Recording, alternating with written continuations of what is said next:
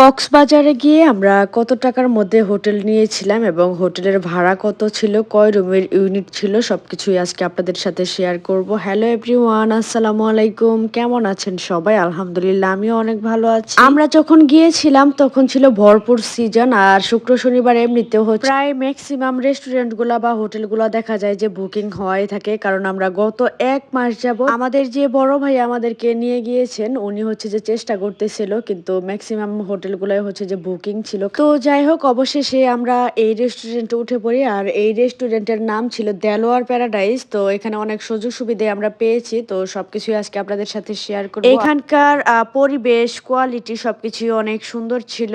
আর আমরা মোটামুটি একটা সম্পূর্ণ ইউনিট নিয়েছিলাম যেখানে 3টা বেড ছিল। তো এই তো এখানে এক রুমে ছিল 2টা বেড, আর মাঝখানে ছিল ওয়াশরুম, আর এই পাশে আরেকটা রুমে ছিল আরেকটা বেড। আর সব মিলিয়ে